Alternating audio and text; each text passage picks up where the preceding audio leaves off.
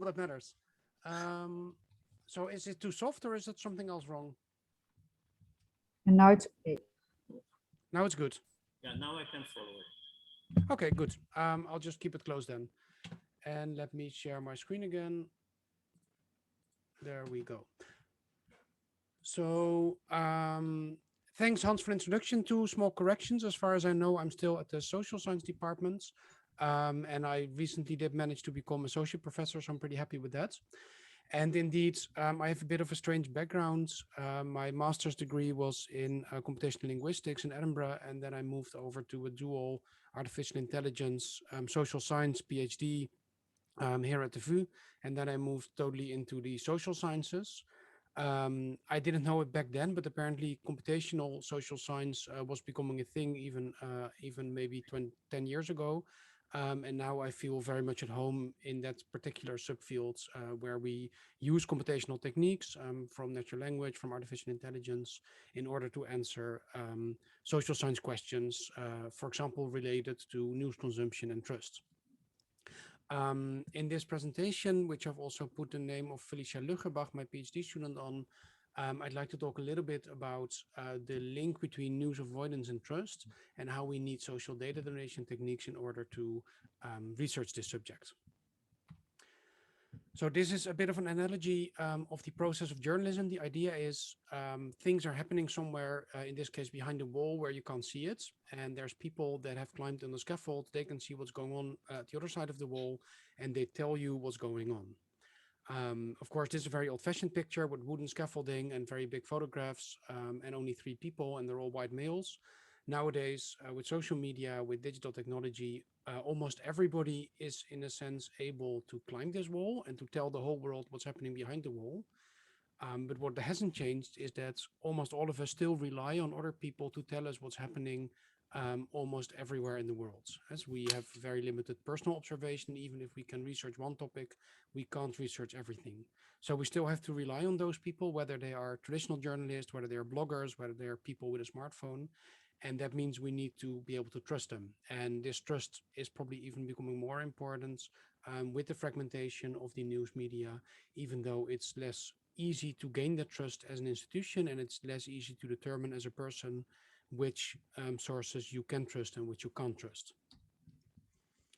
If we look at some data from the Edelman Trust Barometer, we can see that the Netherlands is still a fairly high trust country, with 79% of people indicating they have high trust of the informed public. But we do see that in the mass population, this is only 62, which gives a high trust gap of 17 points, what Edelman calls the trust gap, in the sense that there is a growing gap between the well-educated people with high trust and the lesser educated, lower elite people, if you will, with lower trust. And you can see here also over time, this trust is growing. One area where we find ramifications of this, for example, is if you look at the gap between people that are willing to vaccinate or not. This was measured, I think, at the beginning of the year, where 63% of people with good information hygiene, so who knew what sources to trust, who knew how to research themselves, were willing to be vaccinated. But the Netherlands had a relatively high gap of 14 points with people with poor information hygiene. So what we see on both these counts is that even though trust and vaccination willingness and all these kind of things are high in the Netherlands, there is a trust gap, and we presume that it's growing. We don't have that data from the Netherlands at the moment, but we see a global trend there as well as from other countries. So one thing that has been linked to this trust gap is something called the high choice media environment. So the idea that rather than having, say, one news broadcast and a couple of newspapers, there are now hundreds or thousands of different sources that are available to practically everybody with an internet connection. What is interesting is that a high choice media environment can actually lead to lower news consumption, especially to lower sort of journalistic institutional news consumption. And the reason for that is that most people, or at least many people, are not inherently interested in news and politics. They're interested in just getting an idea of what's going on around them, getting an idea of what's going on with their friends, with people they know, with their neighborhoods. Back in the day, if you wanted to just have a general idea of what's going on, you had to basically either watch the news broadcast or read a newspaper. And even if you weren't interested in politics per se, you would get a lot of political knowledge from that, a lot of knowledge also about societal issues. And this is termed accidental avoidance. That's by being in a high trust media environment, we can now choose to consume only sports news, or we can choose to consume only celebrity news or only social media, without being accidentally exposed also to more general news and political news in particular. And because this kind of avoidance also leads to a lower trust in mainstream media, it can then turn into intentional avoidance, where people stop trusting the mainstream news and intentionally avoid it and rely only on social media or partisan niche media. And the central role here is for mainstream news consumption. We do know that there's a reciprocal relationship between trust and news consumption. If you trust the news, you probably consume more of it. If you consume more news, you become generally more trusting.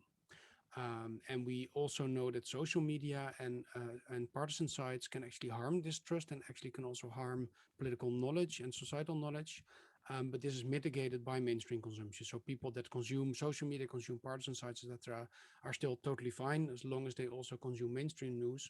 But once somebody stops consuming mainstream news, they can get further drawn into this trust gap.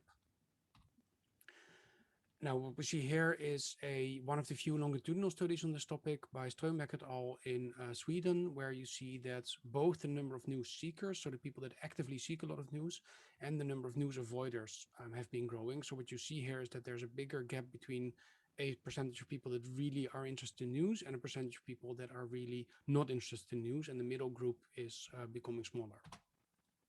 In the Netherlands, and apologies for the Dutch language and the many graphs here, I'll just give you the highlights.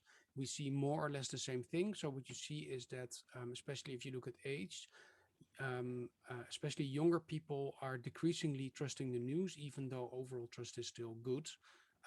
And you see that older people don't trust activists on social media or on sites, while younger people also strongly distrust journalists and celebrities compared to older people.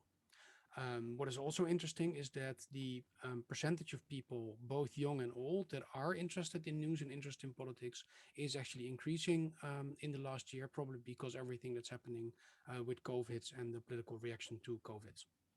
Now, I won't go into the rest here. If you're interested, look at the digital news report from the Commissariat for the Media. So we would like to study this in more detail. We'd like to study this more for the Dutch case because there's a lot we don't know and a lot we don't understand. And especially we would like to understand better what moderates the relations between news consumption and trust, and how possibly we could intervene to help people get better information hygiene, to help people understand better what kind of news they consume and what that means for them. There's two central problems here from our perspective. One is that news use is difficult to measure, and it's actually becoming increasingly difficult to measure. We used to rely on basically self-reports in surveys where we ask what newspapers are you subscribed to, how often do you watch the news broadcast, and these kind of things. But with hundreds or thousands of news sites, that is becoming much more difficult. And also we know that most people don't actually consume one news outlet anymore. They sort of browse or snack from a large variety of different news outlets and just consume articles they're interested in, either directly from those outlets or through social media or other recommenders. I'll talk a little bit about digital tracking techniques, but they are technically and possibly legally and ethically just really hard to get working well. And the second problem is that trust, institutional trust and news routines are ingrained behavior. They're really difficult to change. And you can't just show somebody a stimulus and expect that they change in their level of institutional trust. So experiments are really limited there. And what is really needed is very longitudinal research, which compounds the difficulty of measuring the news use. So what we are intending to do in the coming years is improve the techniques for what we call social data donation, and to set up a longitudinal data collection with social data donation if NWO is willing to give us some money for that, or anybody else. I take all money. So a couple of intermediate results here, and I'll go through them pretty quickly because I don't think we have that much time. But we did a election study of the past Dutch parliamentary elections, which continues the tradition of doing these kind of studies since 1994 at this university, where we combine a fairly large panel survey with a media content analysis. And what you basically see here is that almost throughout the whole campaign, attention almost exclusively went to COVID and related news. So COVID and its impact on corporations and its impact on teaching. Other issues, especially integration and climate, came up a little bit, especially on online news in the end. But the overall picture is that the whole campaign was dominated by COVID, and the whole campaign was dominated by the big parties, especially VVD, D66, and CDA. What this means is essentially that what you see is the center parties in the Netherlands are dominating the discourse, and the COVID discussion, which really benefits especially the VVD party, is dominating the discourse. What is interesting is that you'd expect normally that people start becoming more interested in politics as the campaign goes on, but we actually saw that people became less and less interested in politics and less ready to consume news about politics during the campaign. And this is really unique, I think, in this campaign, that we saw that people just stopped caring in the middle of the campaign and started tuning out of the news, which I think is pretty worrisome. Um, what you also see if you look at trusts, most people are still fairly trusting, but what you do see is that this is like a bimodal distribution with also a group of people that is small but significant. They're actually very low trusting. And those people, as you might expect, are voting for protest parties like the extreme rights, PVV and FED, and also the pro-Turkish Denk party and the senior party 50 plus. And as you might expect, those people are concentrated a little bit in the low income older people in general. I'll happily answer more questions about this research, of course, afterwards, but in the interest of time, I'll move on to the social data donation study. So we would like to measure what news articles people read with a very broad view of news through newspapers, online news, apps, social media, etc., on whatever device people use nowadays. We know that surveys are unreliable, and we have tried using digital tracking by, for example, installing a desktop extension, browser extension, but that means that on desktops you can get a lot of news, but people don't actually consume news on desktops, it turns out. And on mobile devices, it is really difficult because of app security settings and certificate pinning, which makes it almost impossible to get anything apart from the domain level data. So which news sites do people visit, but we don't know what news articles they read. We're totally open to new ideas if somebody has ideas on how we can actually get this better data. What we decided to do now is to actually ask respondents to request their data from the data providers through GDPR data requests. And we offer a nice web interface where they can review this data, delete anything they think is sensitive, and donate the resulting data to us. And we did some pilots last year with convenience sample. This year we did a first pilot study with a non-convenience sample recruited through a bureau, where we had 1,200 people invited to participate and 200 people in the end donating their data to us. And the research question for this pilot study is, what are actually the major hurdles? Where are things going wrong? So what we see, 8,000 people are invited, 1,200 people actually reacted, including no's. This is not too atypical, I think, for survey recruitments. What we do see is that there's a fairly large attrition between people reacting and people finishing the first survey wave. But out of people that finished the first survey wave, the majority actually in the end also donated their data. So that's not too bad. One thing, of course, if you are interested in the link between trust and media use, that you're afraid that the people donating will be the people that actually trust signs. That would make sense. But what you see if you look at the two histograms of people that donated versus people that didn't donate, there's not a large difference between the institutional trust of the people donating and the people not donating. And in fact, this difference is not statistically significant. And finally, we offered people the ability to delete data before donating, but you see that the vast majority opted to donate the whole data set to us.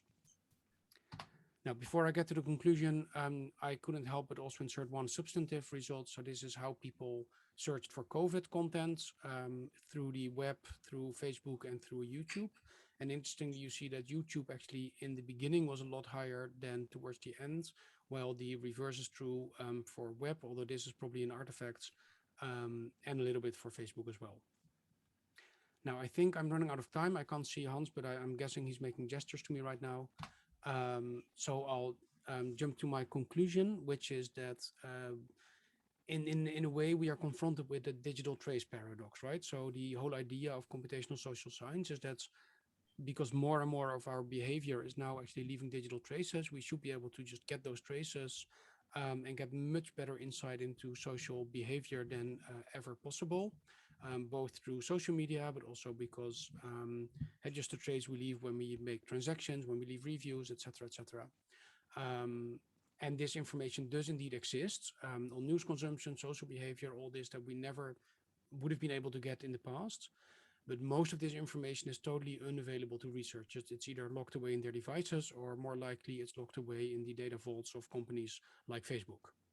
And at the same time, the traditional data sources like survey instruments are losing utility, especially in news consumption due to fragmentation.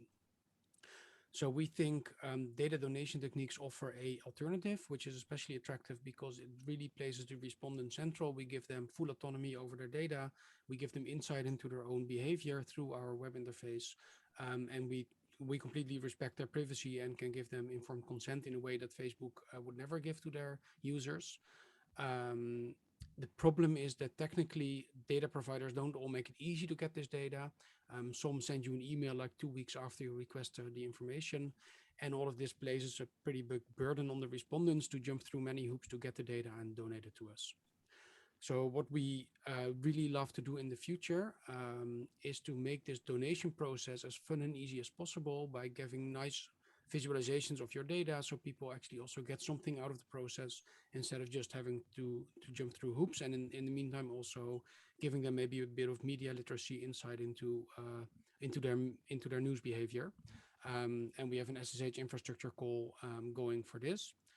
At the same time, set up a longitudinal multi-year data collection on the link between trust media use and various political communication variables, for which we're hoping to get money from NBO, and we could also participate, especially with the Social Cultural Planning Agency in the Netherlands.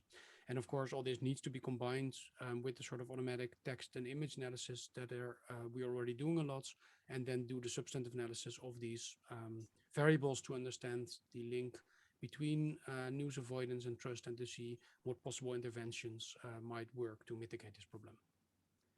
All right, sorry for going a little bit over time, and I'll happily answer any questions anybody has. Okay, Wouter, thank you very much. Well, thank you for inviting me. Questions? Can I ask a question? Yes, yes, yes.